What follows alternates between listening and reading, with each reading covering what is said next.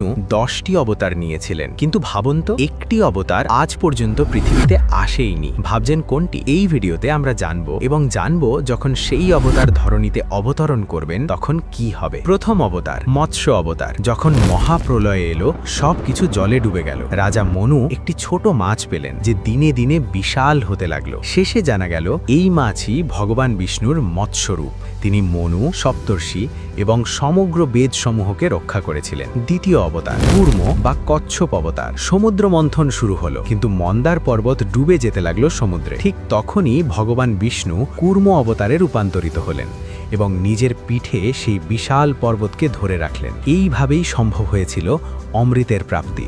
তৃতীয় অবতার বরাহ বা শূকর অবতার। যখন অসুর হিরণ্যাক্ষ পৃথিবীকে সমুদ্রের গভীরে টেনে নিয়ে গেল, ভগবান বিষ্ণু হয়ে উঠলেন বিশাল বরাহ। তার অদ্ভুত দাঁতের ওপরে পৃথিবীকে তুলে আনলেন এবং সেই অসুরকে বধ করলেন। চতুর্থ অবতার নরসিংহ। হিরণ্যকশিপুকে তার বর রক্ষা করছিল। না দিন না রাত, না ঘরের ভিতর না বাইরে, কেউ তাকে হত্যা করতে পারবে না। তখন ভগবান হলেন অর্ধমানব অর্ধসিংহ, নরসিংহ। সন্ধেকালে দোরগোড়ায় উপস্থিত হয়ে তার নখ দিয়ে হিরণ্যকশিপুর অবসান ঘটালেন। পঞ্চম অবতার বামন অবতার। রাজা বলির অহংকার ভাঙতে বিষ্ণু ন্যানো ব্রাহ্মণের রূপ নিলেন, বামন রূপ। তিনি চাইলেন 3 পা জমি, এক পায়ে পৃথিবী, আরেক পায়ে আকাশ নিলেন। তৃতীয় পা রাখলেন রাজা বলির মাথায় এবং তাকে পাতালে পাঠিয়ে দিলেন। ষষ্ঠ অবতার পরশুরাম। যখন পৃথিবীতে ক্ষত্রিয়দের অত্যাচার বাড়ল, বিষ্ণু ব্রাহ্মণ যোদ্ধা পরশুরাম রূপে আবির্ভূত হলেন।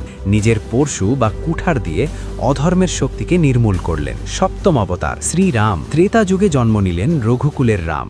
রাবণের বিনাশ করলেন এবং প্রতিষ্ঠা করলেন মর্যাদা এবং ধর্মের আদর্শ। অষ্টম অবতার শ্রীকৃষ্ণ। দাপর যুগে মথুরায় জন্মগ্রহণ। কংসের অত্যাচার শেষ করলেন। মহাভারতে অর্জুনকে শ্রীমদ্ ভগবদ্ গীতা শোনালেন, যা আজও জীবনের সর্বোচ্চ পথপ্রদর্শক। নবম অবতার বুদ্ধ অবতার। অহিংসা, করুণা এবং লোভ মোহ ত্যাগের বার্তা দিতে ভগবান বিষ্ণু গৌতম বুদ্ধ রূপে অবতীর্ণ হন। মানুষকে দেখালেন জাগরণের পথ। দশম অবতার কল্কি অবতার। এটাই সেই অবতার যিনি এখনও পৃথিবীতে আসেননি। যখন কলিযুগের শেষ পর্যায়ে আসবে, পাপ বাড়বে চূড়ান্ত সীমা ছাড়িয়ে, ধর্ম প্রায় বিলীন হয়ে যাবে, তখন ভগবান বিষ্ণু কল্কি অবতার হিসেবে অবতীর্ণ হবেন।